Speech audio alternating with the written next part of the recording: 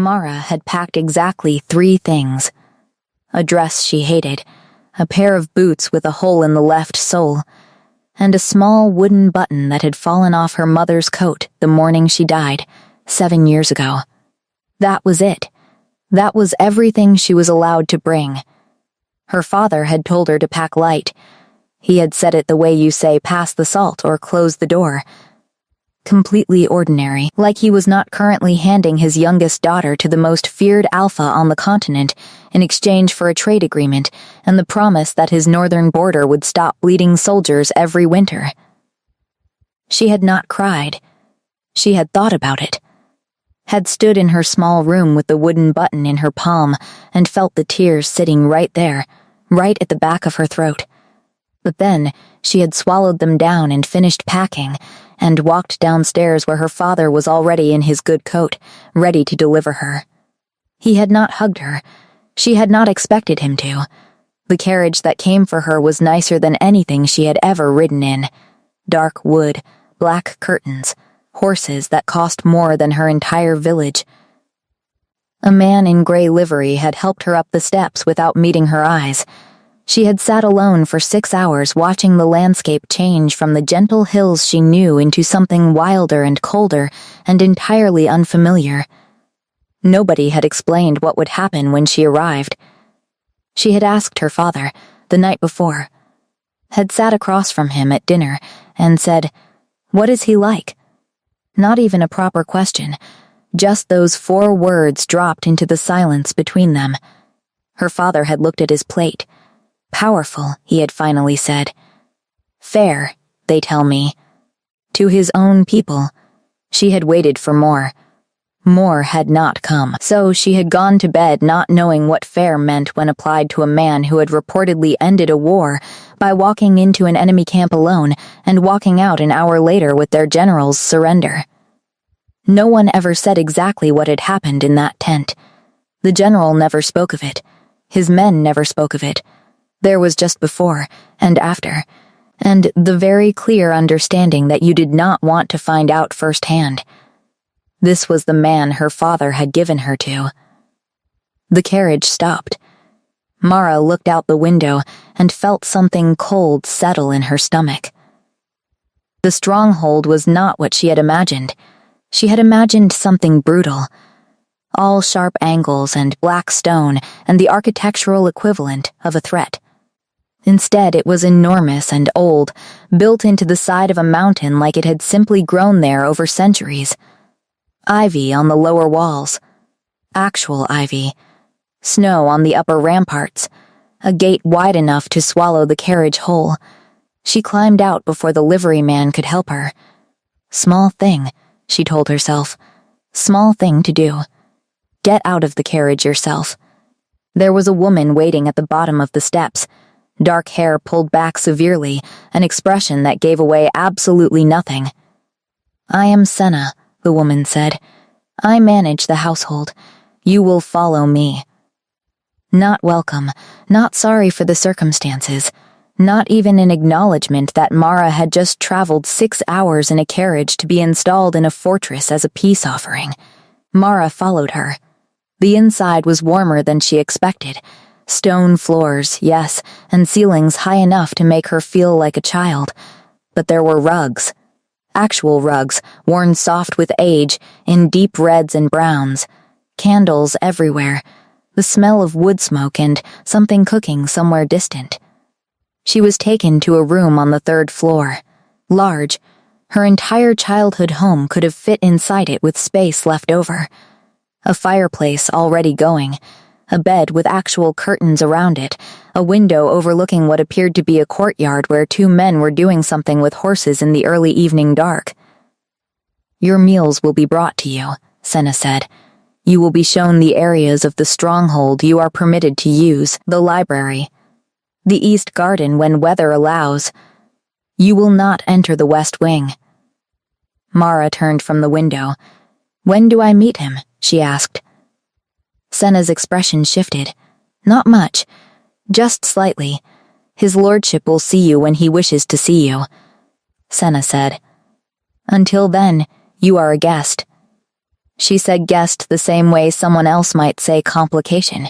After Senna left, Mara sat on the edge of the enormous bed and looked at her three things. The dress she hated. The boots with the hole. The small wooden button. She thought about her mother, who had been brave and quiet and had died anyway.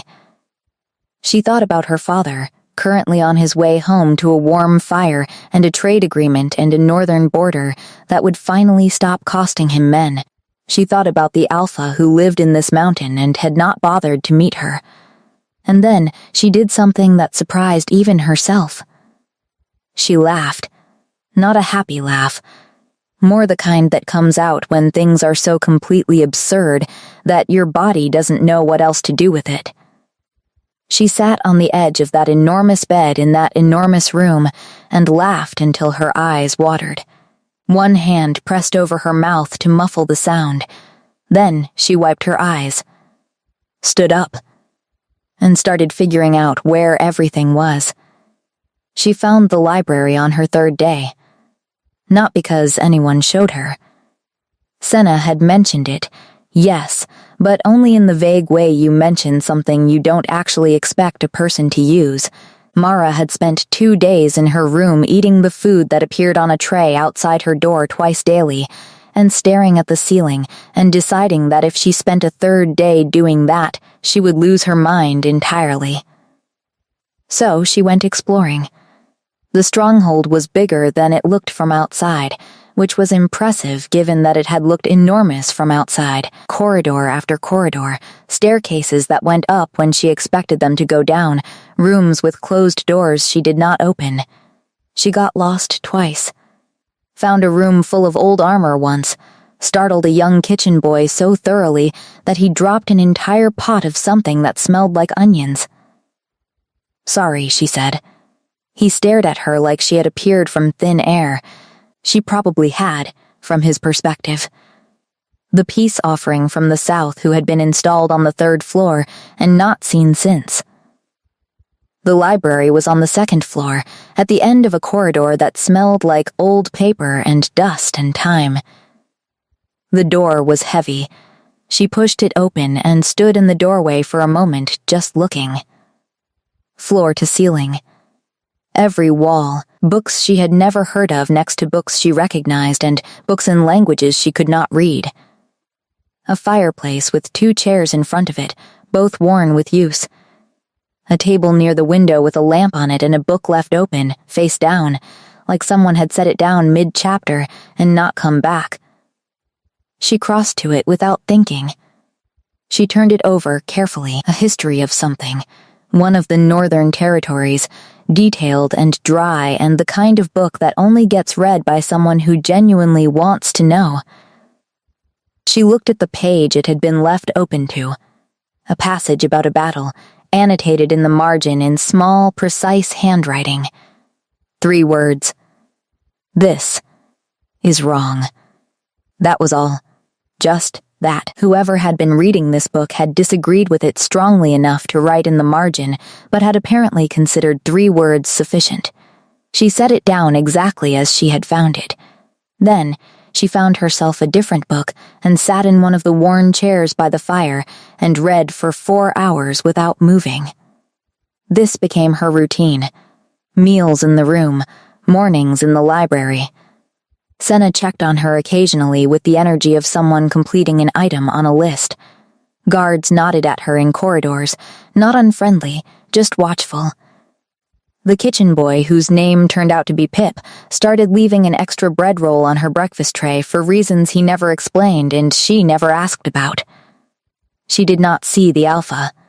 She heard him once, on her 5th night, voices in the corridor below her window, late, and one of them was different from the others. Not louder, something else. The kind of voice that has learned it does not need to be loud to be heard. She had stood at the window in the dark and listened without being able to make out words, and then felt ridiculous for listening and gone back to bed. On the 7th day, Senna told her there would be a household dinner and she was expected to attend. Mara wore the dress she hated because it was the only one that was remotely appropriate. She fixed her hair the way her mother had taught her, which she had not done in years and had to redo twice because she had half forgotten the method. She looked at herself in the mirror for a moment. "Fine," she told her reflection. "You have survived worse than dinner." She was not entirely sure this was true. The hall was smaller than she expected. Not intimate, nothing in this place was intimate, but smaller than the grand feasting halls she had braced herself for. A long table, a fire at each end, maybe 20 people already seated when she arrived. Household staff, senior guards, a few faces she had seen in corridors and not spoken to. Senna directed her to a seat near the middle without ceremony. She sat. The chair at the head of the table was empty. People spoke around her, to each other, over her, occasionally at her with questions she answered briefly and honestly. Where was she from? How was the journey? Was the room comfortable? She answered all of it. She was not naturally shy, had never had the luxury of shyness, and managing small conversation with strangers was a skill you developed when your father treated his home like a place for alliances rather than people. Then the room changed. Not loudly, not dramatically, it just changed the way a room does when someone with a particular kind of gravity walks into it. Conversations didn't stop, but they shifted, subtly, the way plants turn toward light without making any announcement about it. She did not turn to look immediately. She waited 3 full seconds, which felt like a small victory. And then she looked. He was not what she had built in her head. She had built something monstrous, because that was easier. Something with coldness written visibly into the face, cruelty in the posture, the physical embodiment of every story she had heard in 6 hours of carriage silence. What she saw instead was a man who moved like he was very tired and very used to not showing it. Dark, severe, a face that had clearly decided a long time ago that expression was optional. He sat at the head of the table and the room reoriented around him without any fanfare. His eyes found her immediately. She had not expected that, had assumed she would be invisible, the way she had been invisible for 7 days. Instead, he looked directly at her, one brief moment, the way you look at something you have been informed of and are now confirming. Then he looked away. She turned back to her plate. Her hands were completely steady. She was quite proud of that. He did not speak to her at dinner. She had not expected him to. He sat at the head of that table and ate in near silence and answered when people addressed him, which they did carefully, and she was quite far enough away that the distance made it all feel almost manageable. She watched him anyway, not constantly, not obviously, just the way you find yourself watching something you are trying to understand. He ate without much interest in the food. He listened more than he spoke.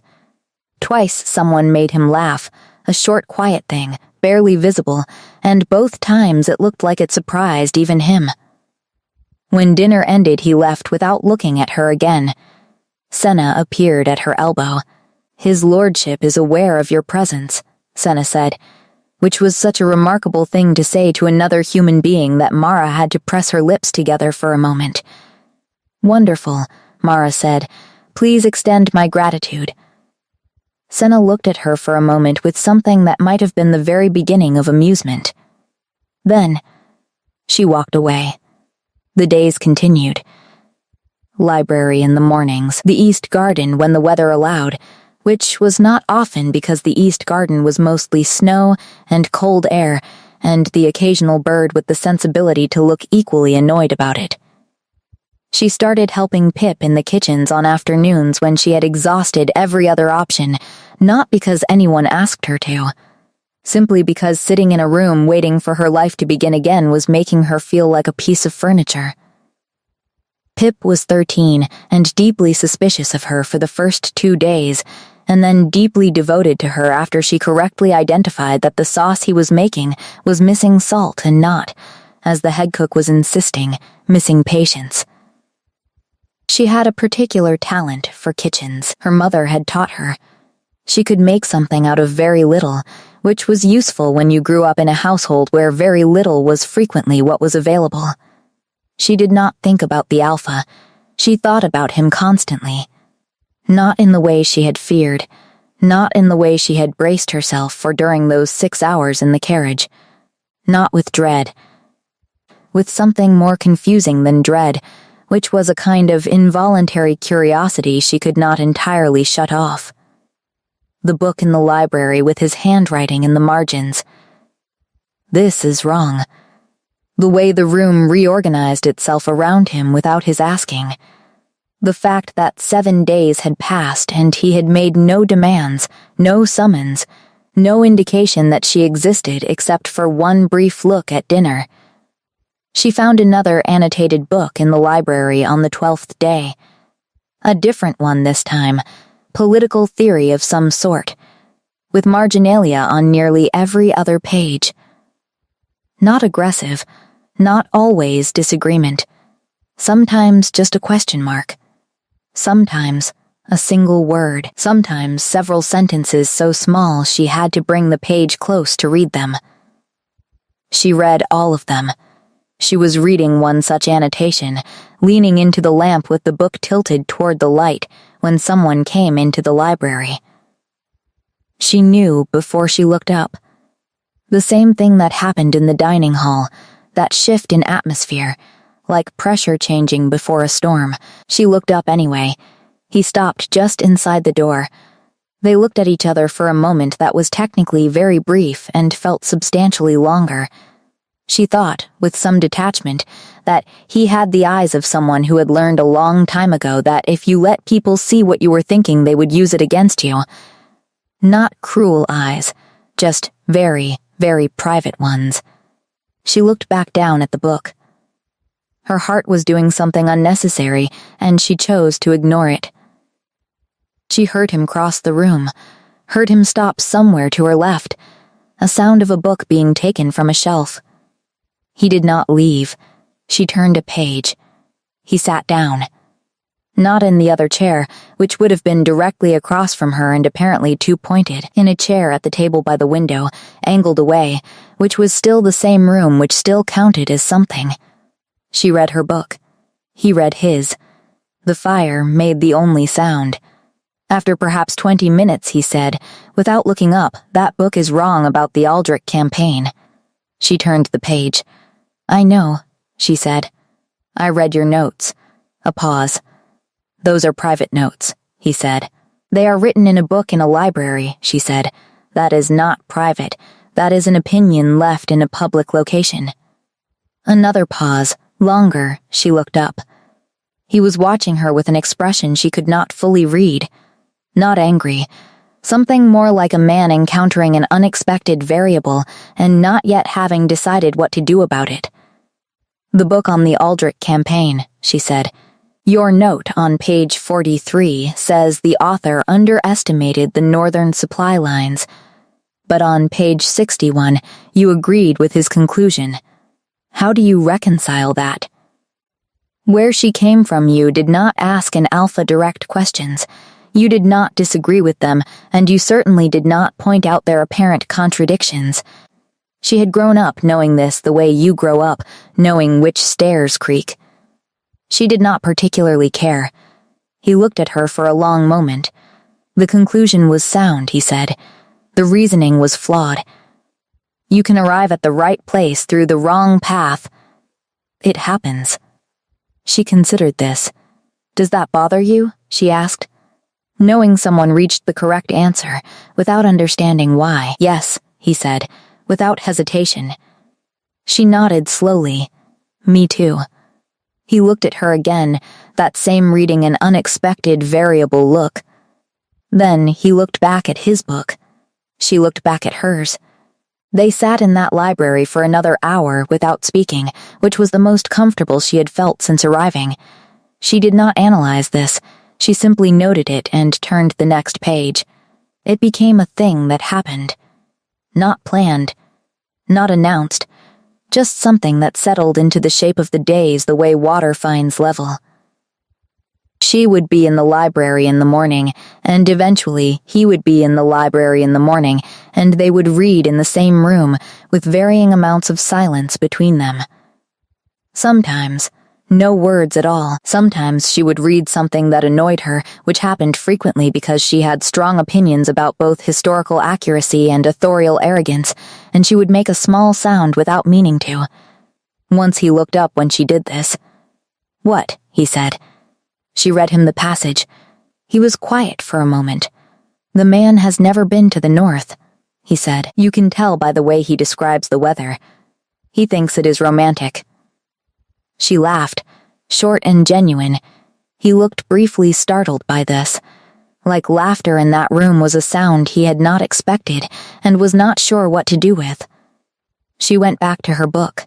He went back to his. The dynamic of the household around her had shifted subtly, not dramatically. But Pip had stopped being surprised to see her in the kitchens and started saving her the good apples. The guard at the east garden gate, a large quiet man named Dort, had started nodding at her with something approaching actual warmth. Even Senna had developed a very slight softening in her precise efficiency, which on Senna looked like a full personality transformation. She was not precisely happy. She was not unhappy either. She existed in a careful middle place, making herself useful, keeping herself occupied, not thinking about what any of this meant or what came next. She did not think about leaving. Or she told herself she did not think about it. Which was different. On the 17th day, she found a door she had not noticed before, at the far end of a corridor near the east staircase. She tried the handle from pure habit. It opened. She should have walked away. She was quite aware of this even at the time. Senna had been explicit. "You do not enter the West Wing." This was the West Wing, or the edge of it at least, and she should have closed the door and walked back the way she came. She stepped inside. It was a workroom, maps everywhere, pinned to boards, spread across a central table, stacked in rolls along the walls. Military maps, territorial maps, one that appeared to be a survey of something underground, tunnel systems maybe.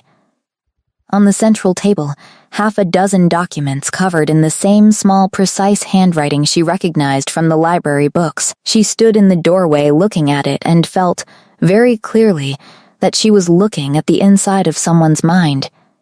She should leave. She was turning to go when she heard footsteps in the corridor behind her.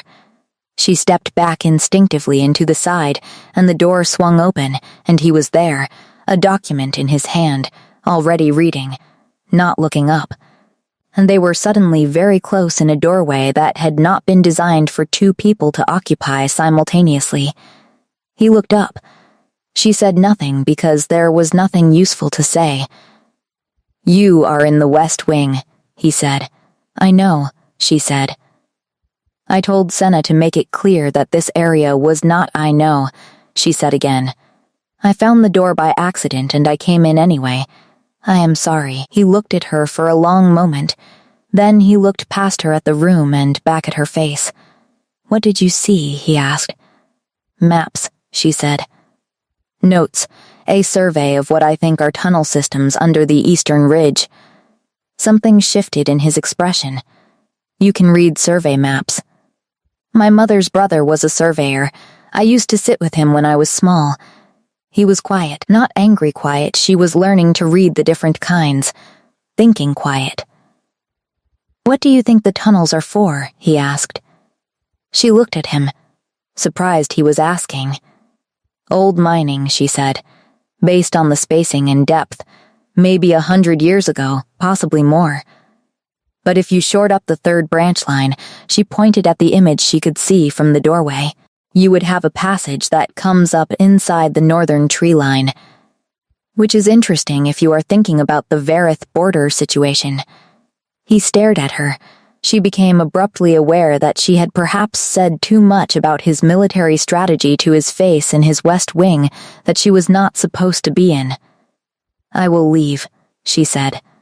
"Stay." She stopped. He crossed to the table and set down the document in his hand and stood looking at the maps. Not at her. At the maps. "Tell me what else you notice," he said. It was not a request exactly, not quite an order, something in between the way someone speaks when they are used to asking alone and have unexpectedly found someone worth asking. She stayed. She crossed to the table and stood beside him, not too close, and looked at the survey maps and told him what she saw. He listened without interrupting, which was rare in her experience. Most people interrupted when they thought they knew what was coming next. He waited for the complete thought before responding. When he disagreed, he said so plainly and explained why. She disagreed back. He did not appear to mind. They stood at that table for 2 hours. At some point, Senna appeared in the doorway, looked at the two of them standing side by side over the maps, and withdrew without a word. At some point, the light changed, and Mara realized it was past midday. "I should go," she said. He nodded, still looking at the maps. She was at the door when he said, "Without turning around, you have good instincts." She paused. "Thank you," she said. She walked back to her room and sat on the bed and pressed both hands over her face and stayed like that for a while.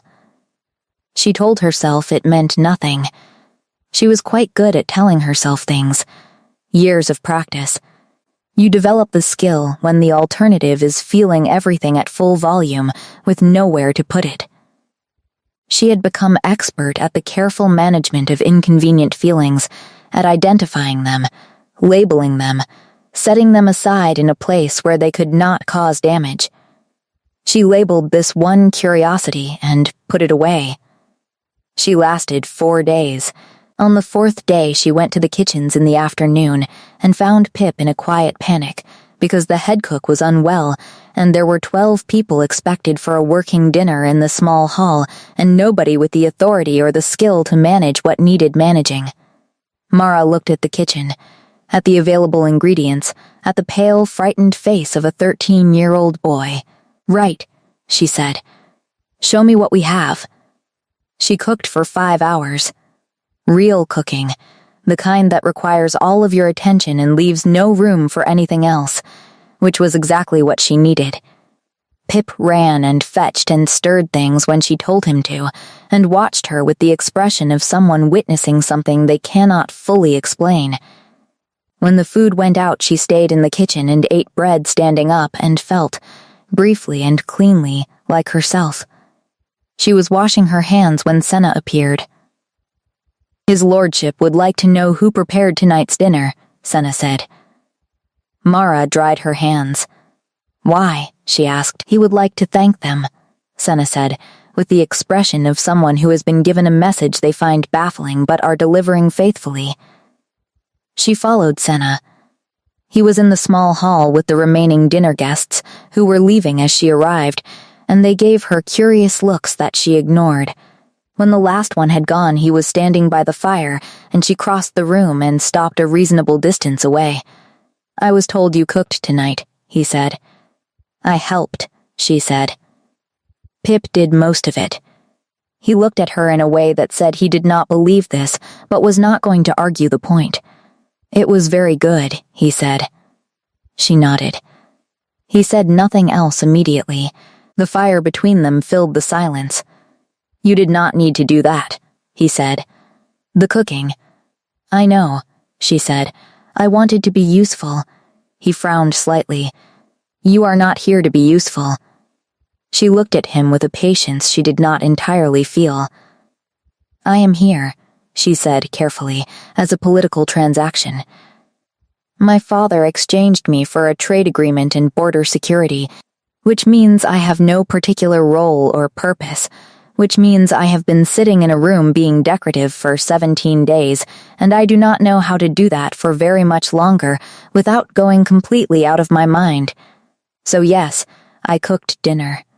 Because it was something to do." He was quiet for a moment. The fire crackled. "You are angry," he said. "I am very calm," she said. "You are angry and managing it with extreme precision," he said. "I recognize the skill. I have the same one." She opened her mouth and closed it. It was such an unexpectedly accurate thing to say.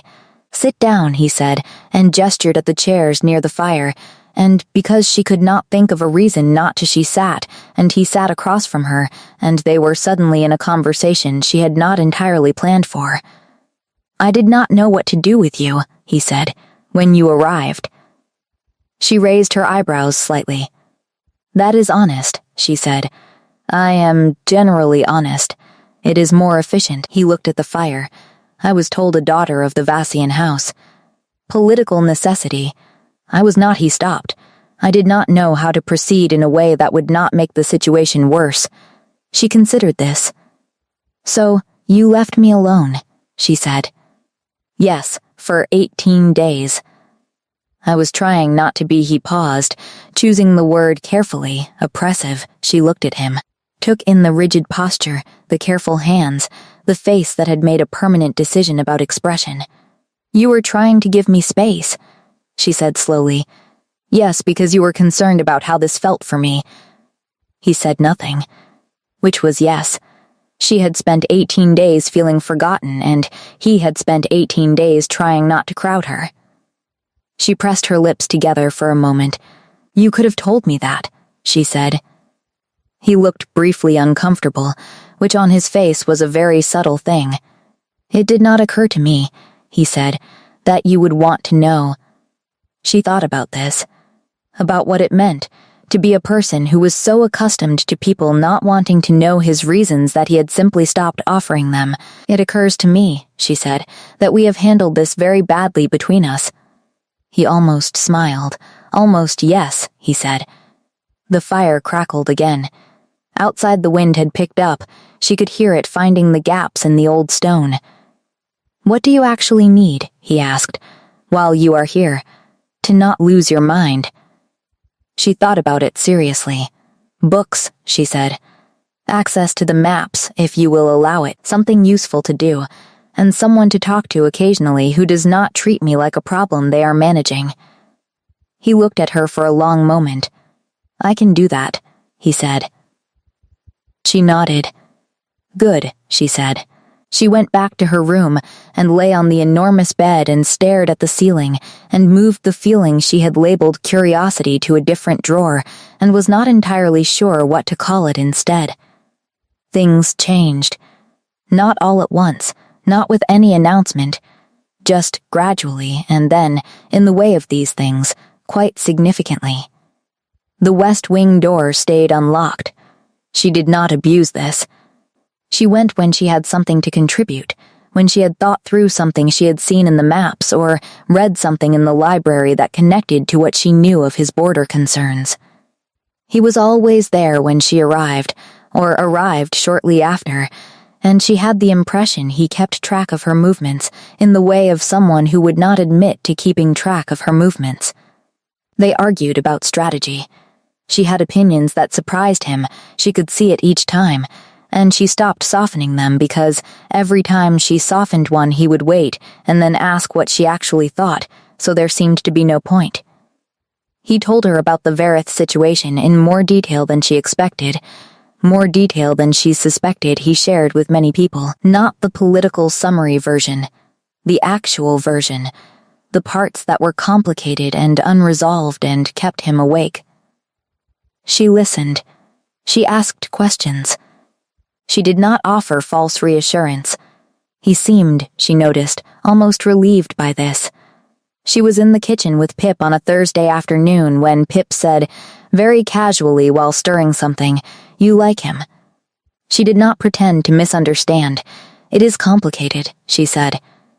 Pip was 13 and apparently already a pragmatist. "Is it though?" he said. She took the spoon from him and stirred the thing herself. "He has a reputation," she said. "Everyone has a reputation," Pip said.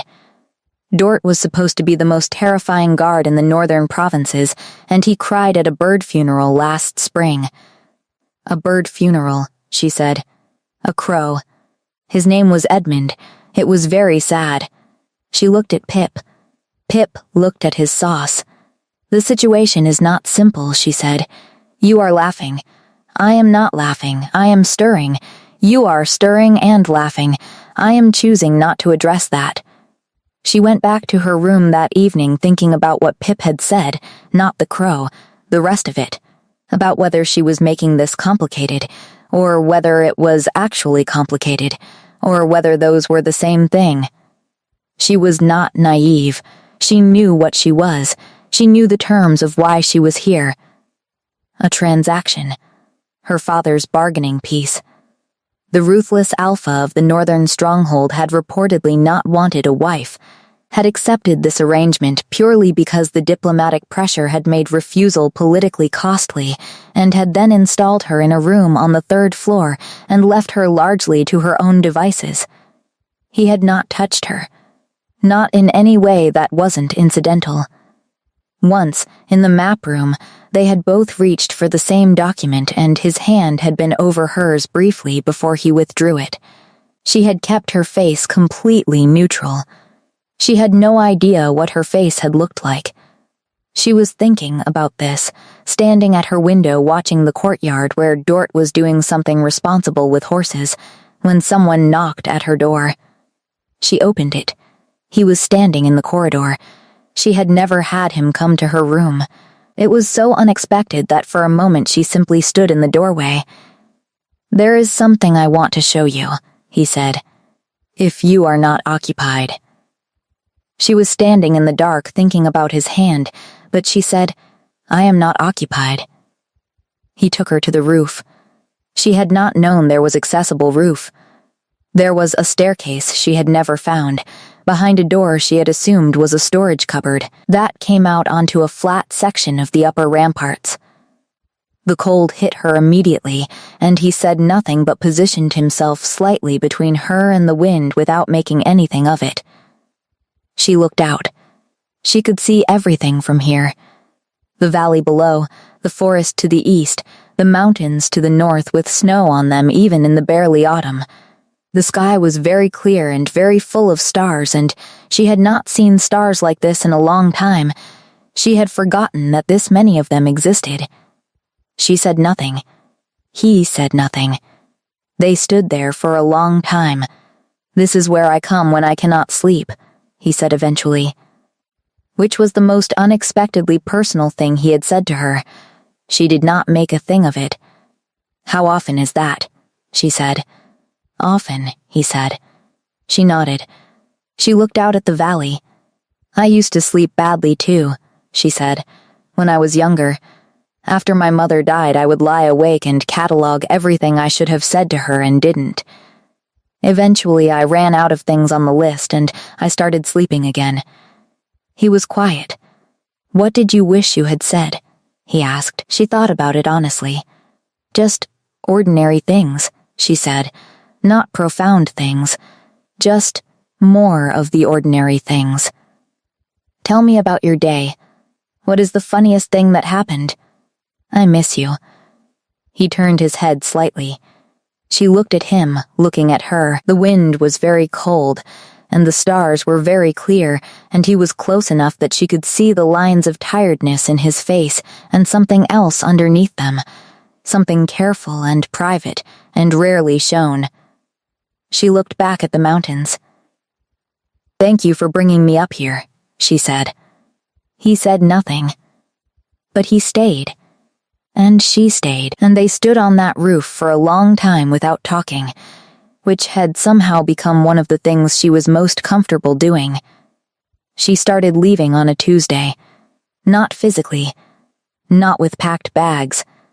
She started leaving internally, which was something she had learned to do as a child, a way of being present in a place while quietly removing the parts of yourself that could be damaged by it.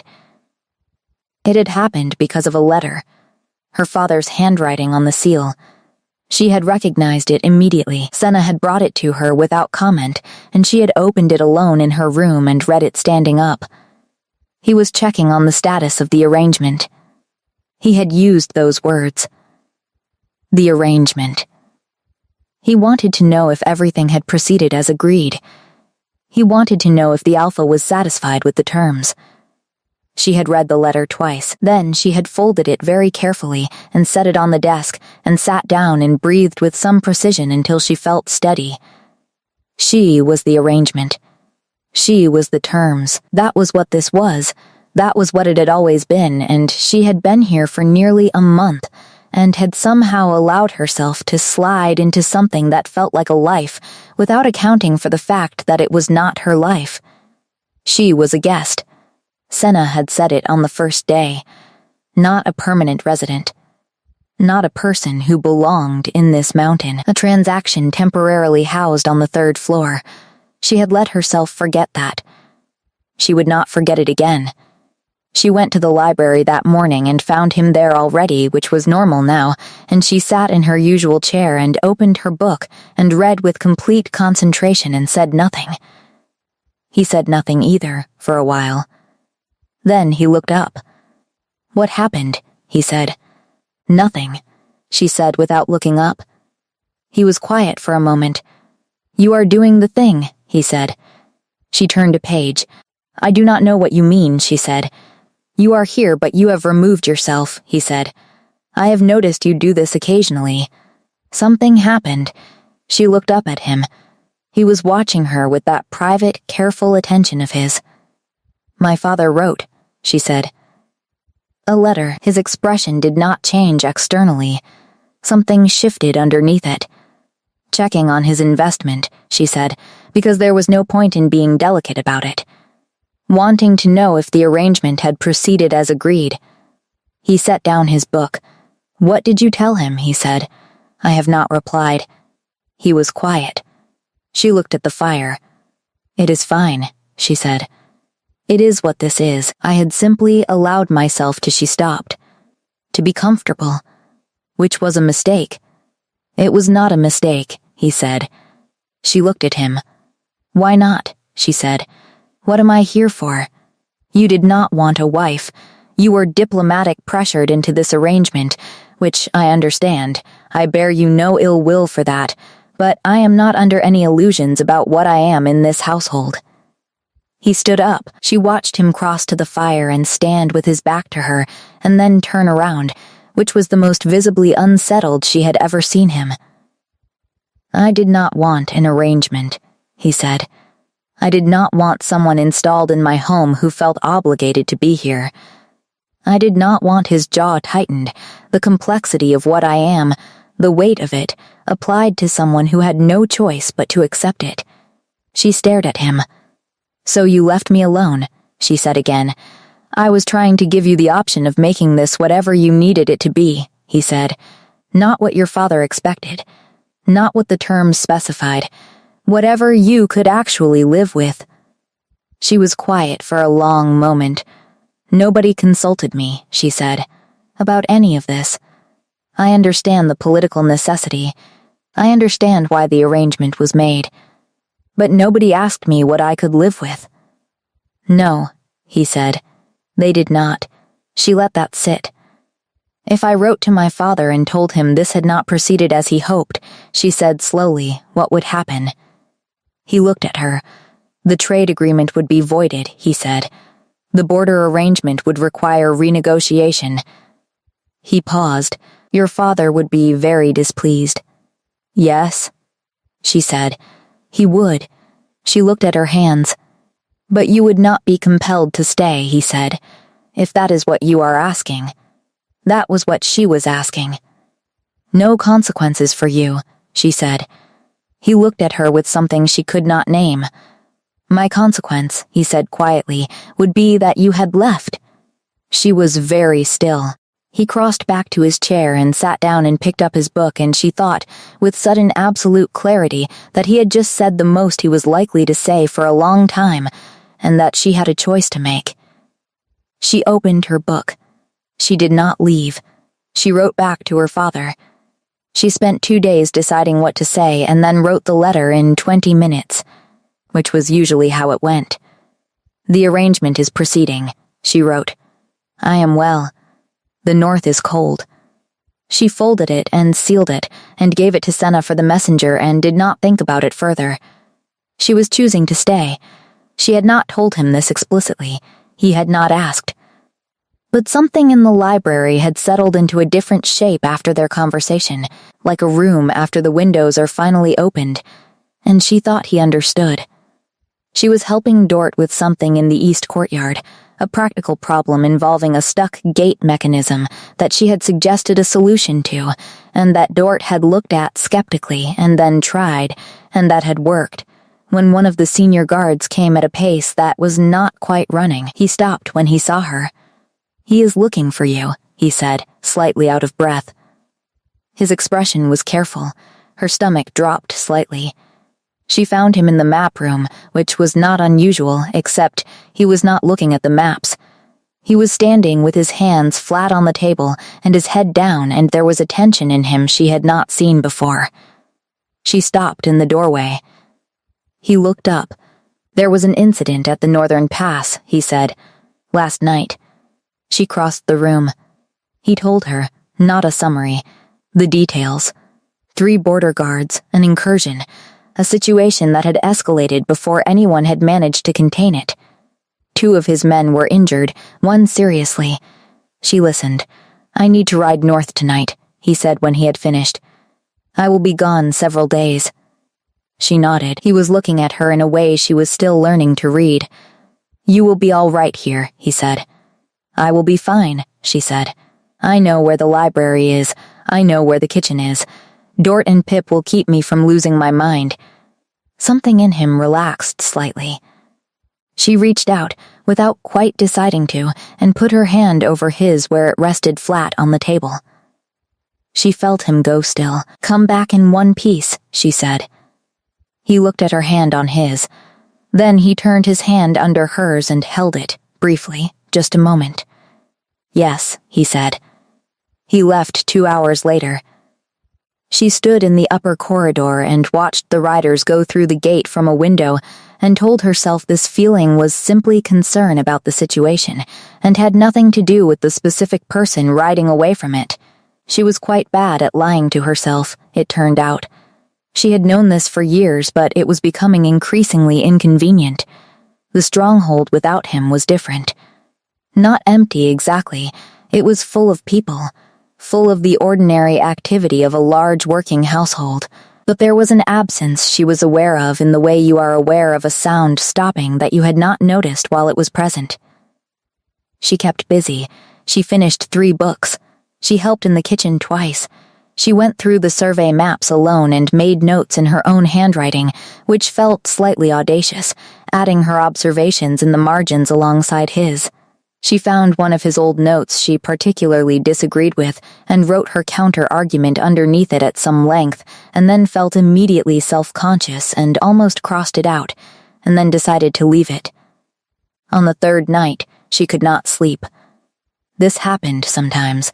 She got up and put on her boots and her heavier coat and went up to the roof, because it was the place she had found herself thinking of when she could not sleep and wanted somewhere to think. The sky was clear.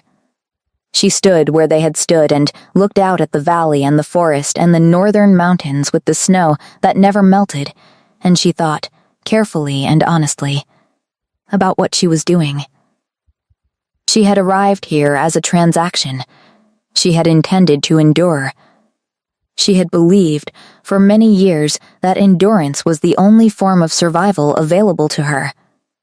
You put your head down and you managed and you asked for very little, and you were not surprised when very little was what you received. And then, she had ended up in a library arguing about historical methodology with a man who listened completely and disagreed plainly, and had climbed up to a rooftop to show her the stars, because he came here when he could not sleep, and had apparently, in some quiet, unremarked way, started wanting her to know the things he knew.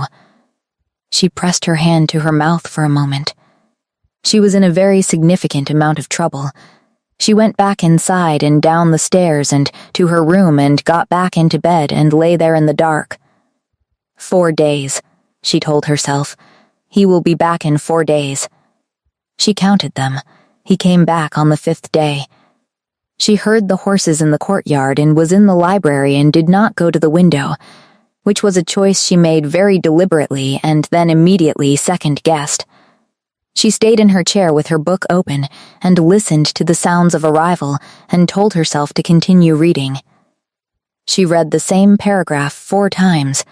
His footsteps in the corridor were distinctive, not loud, just purposeful, with a particular rhythm she had apparently memorized without noticing. They slowed outside the library, and then the door opened. She looked up. He looked tired. Travel-worn, jaw unshaved, a cut along his left cheekbone that had been roughly tended to and would scar. He had not cleaned up before coming here. He had come here first. Something moved in her chest with considerable force, and she pressed it firmly down. "How bad was it?" she said. "Contained," he said. Now she nodded. He crossed the room and looked at the map table and saw her notes. He was still for a moment. She watched him read through them. Then he turned. "You wrote in the margins," he said. She had not actually intended to address this directly. "I disagreed with your assessment on the 3rd survey," she said. The notation next to section 4. He looked at her. "You were right," he said. "About section 4. She blinked. She had expected an argument. "The Aldrich reference was a mistake," he continued. "I was working from old information. Your instinct about the Western approach is more accurate." She looked back at her book so her face would have somewhere to be. "I am glad you are back safely," she said to the page. He came and sat in his chair. He was close enough that she could see the tiredness properly, the weight of 5 days of border crisis sitting in the lines of him. She set her book down. She got up without speaking and went to the side table where there was always water and wine, and she poured wine and brought it back and set it beside him and returned to her chair. He looked at the wine. Then, at her, she picked up her book again. He drank the wine. They sat in the library for a long time. He did not read. He just sat, and she read without any real retention, and the fire did what fires do, and eventually he said, "I missed this." She turned a page. "The library," she said. Understandably, he said nothing. She looked up. He was looking at her with that private face of his, the one that had learned not to show things, except it was showing something right now, and she was running out of ways to not know what it was. "Not the library," he said. She held his gaze. Her heart was conducting itself in a manner she would have preferred more control over. "I have been thinking," she said carefully, "since you left." He waited. "About what I am doing here," she said. "About what this has become." He said nothing, but she could see him holding himself very still, the particular stillness of someone preparing for the thing they do not want to hear. "I arrived as a transaction," she said. "That is what I was. That is what was decided for me." He looked like he was about to say something. "I am not finished," she said. He closed his mouth. "I arrived as a transaction," she repeated. "And you did something I did not expect. You treated me like a person. You gave me space when I needed space, and you gave me the maps, and you brought me to the roof, and you argued with me like my opinion was worth arguing with." She stopped. "You came to the library before you cleaned up from 5 days on the border." She looked at her hands. "I do not know what to do with any of that." He was completely still. "I am not good at this," she said. "At whatever this is. I have not had much practice with people who are honest with me, with people who." She stopped again. "I keep waiting for the part where this becomes what I expected. Where you become the thing people said you were." "What did people say I was?" he said quietly. "Ruthless," she said. "Terrifying, a weapon in human shape." He said nothing. "Is any of that untrue?" she asked. "No," he said, "but it is not all that I am." "I know that," she said. "That is what I am trying to tell you." He looked at her. "Then tell me," he said. Plainly, she took a breath. "I stopped trying to keep distance from this," she said. "From you. Somewhere between the Aldrich campaign and the roof and you coming here first before anything else. I stopped trying." He stood up. She stood up too, Not because she had planned to, just because he had, and the space between them had changed, and she did not want to be sitting down for whatever was happening. He crossed to her, slowly, and stopped close enough that she had to look up slightly. "I have been trying to be careful," he said. "Since the beginning. I was afraid if he stopped, chose the word, overwhelming you." "The situation was already, I know," she said. "I know that. I understand why." He raised his hand and touched her face with the same careful deliberateness he applied to everything, his thumb against her cheek. Watching her the way someone watches something they are afraid might disappear. "I have not wanted anything in a long time," he said. "That is the honest truth of it. And then you walked into this mountain and started arguing with my book annotations, and he stopped." She reached up and put her hand over his. "I know," she said softly. He leaned down. She met him halfway. The kiss was not what she had imagined.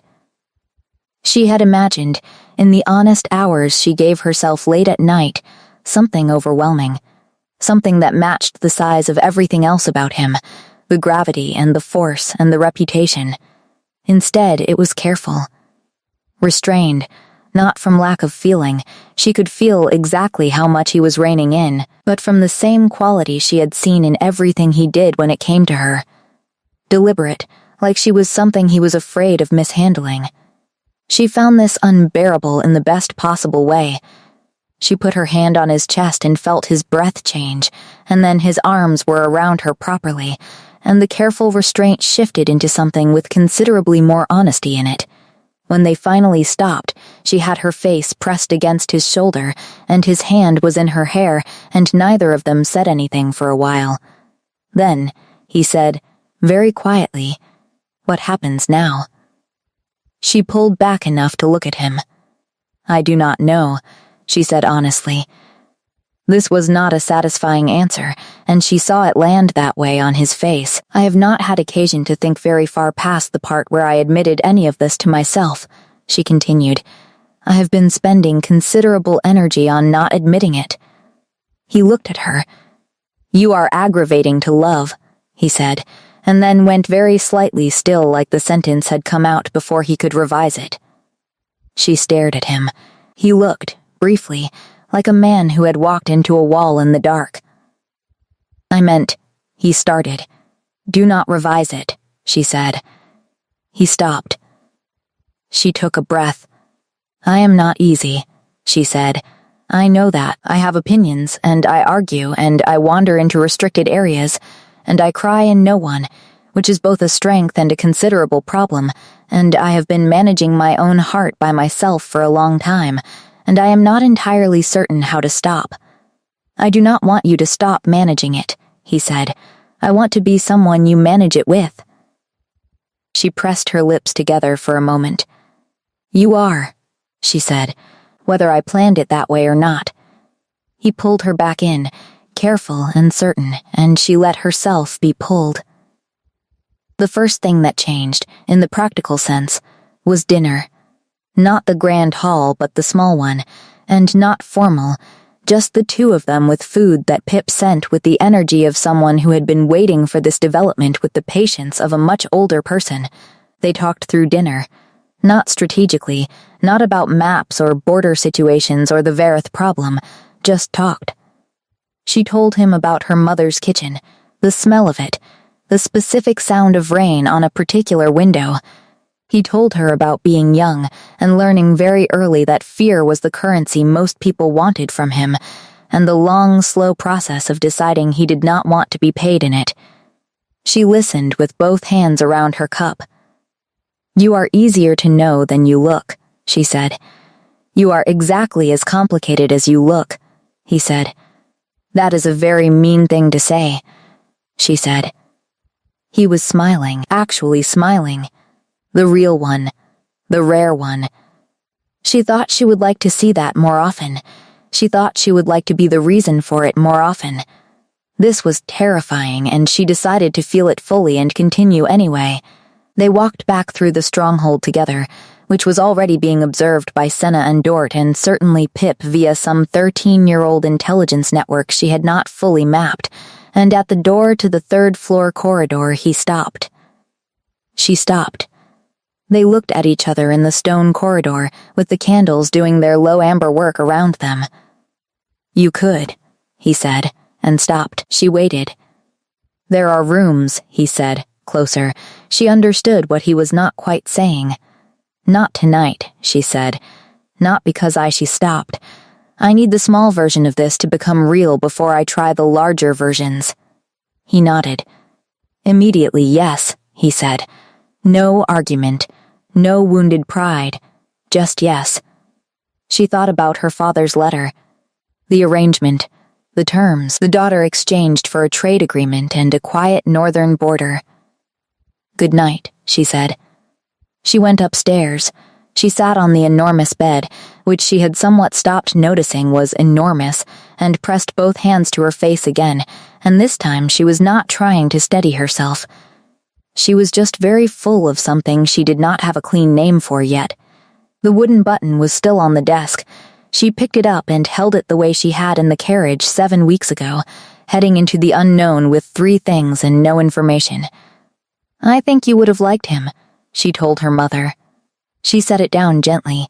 She slept better that night than she had since arriving. Winter came to the mountain the way winter always does in the north, not gradually and then suddenly. The way they said in the books. Just suddenly.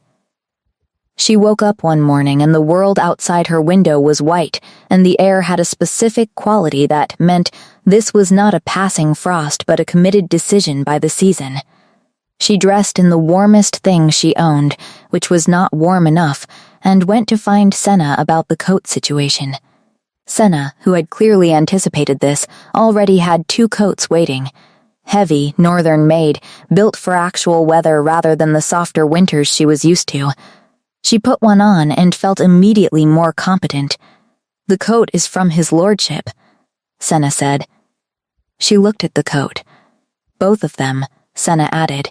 She had received many things here: the library access, the map room, the roof, the wine brought without asking after 5 hard days on the border. The way he always held the door just a moment longer than necessary, not ceremony, just awareness. And now, 2 coats, because he had noticed she would be cold. She put on the second one over the first because she was cold and walked to the map room. He was there. "You bought me coats," she said. "You were going to be cold," he said. He did not look up from his document. "I was going to figure it out," she said. "Now you do not have to," he said. She sat down. She looked at him working. The small, precise handwriting she had first noticed in a library book, what felt like another lifetime ago, the way he held his pen, slightly unusual. She had noticed it and not mentioned it, and now she was thinking about how many small things she had noticed and not mentioned. "Can I tell you something?" she said. "Yes," he said, and set down his pen. "When I arrived here," she said, "I thought this was going to be the worst thing that had ever happened to me. I thought I was being handed to something that would use me badly." He was very still. "I know what I expected," she continued. "I had heard the stories. I had spent 6 hours in a carriage preparing to be afraid." She looked at her hands. "I was afraid for approximately 4 hours after I arrived, and then Senna showed me to a room that was larger than my entire childhood home and left food outside my door and did not bother me, and I realized that whatever this was, it was not the thing I had feared."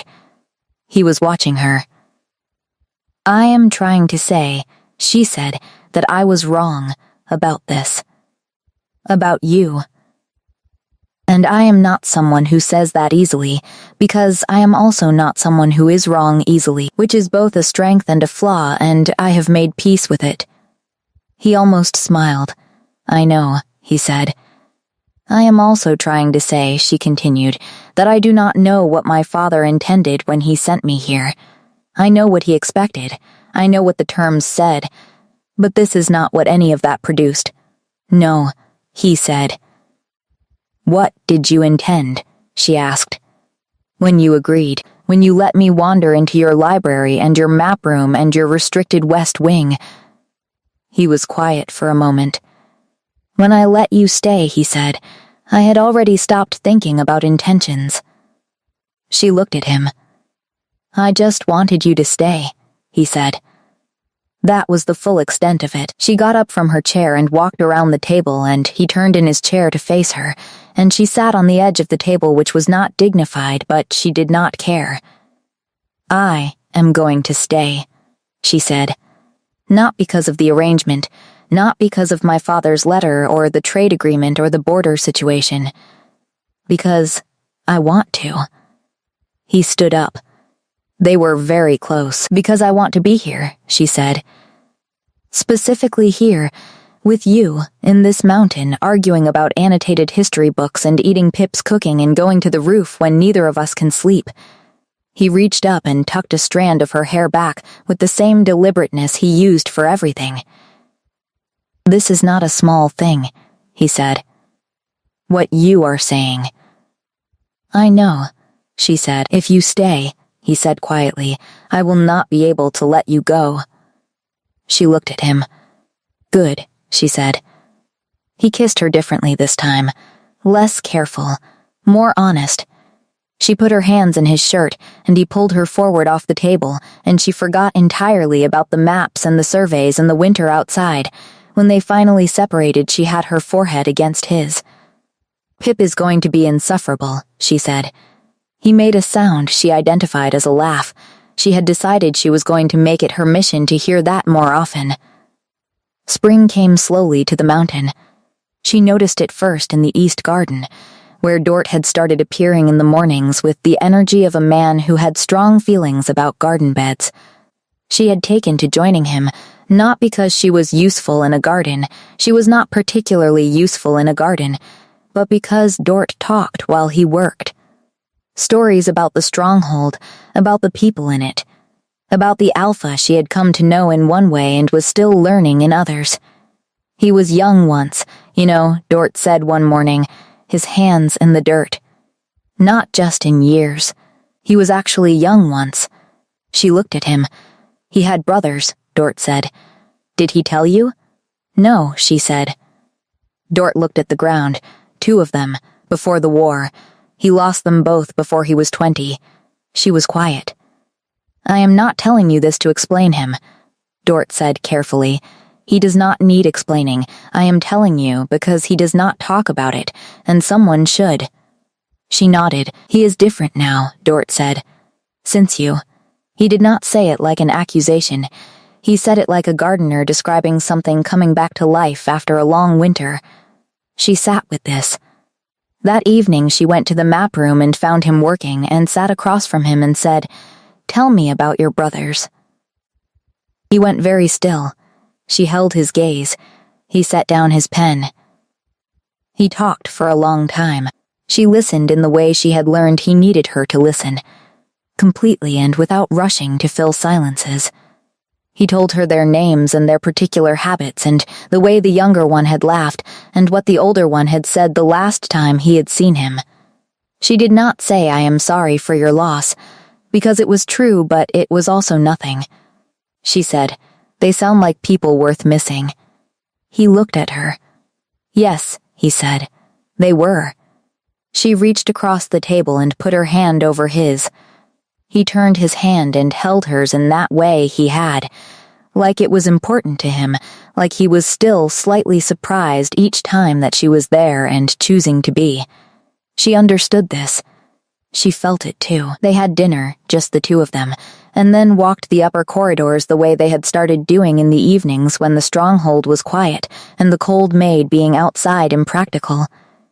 She had learned where all the rooms went now, all the staircases, which doors opened, and which ones were stuck, and which ones Senna considered decorative rather than functional. She had learned the stronghold. She had learned him. At the window in the upper corridor she stopped, and looked out at the courtyard, where the first crocus of the year had apparently appeared that morning, reported by Dort with the gravity of someone announcing a birth. I want to write to my father, she said. He stopped beside her. Not the letter he wants, she said, not a status report on the arrangement. I want to write him and tell him that I am staying. That this is my home now, not because he placed me here, but because I chose it. He was quiet. He will be satisfied, he said, if that is what concerns you. It is not about his satisfaction, she said. She had spent many years managing her father's satisfaction, and it had cost her things she had not known at the time that she could not afford to spend. I want him to understand that whatever he intended, this is something different. That I belong here because I decided to. He turned to face her. And do you? He said. Belong here. She looked at him, this man who had left a door unlocked, who had shown her a rooftop, who had come to the library before anything else after 5 days of crisis, who had bought her 2 coats for a winter he knew was coming when she did not. Yes, she said. I do. He took her hand. They stood at the window until the courtyard light changed, and the crocus was just a pale shape in the darkening garden, and Dort was long since gone home.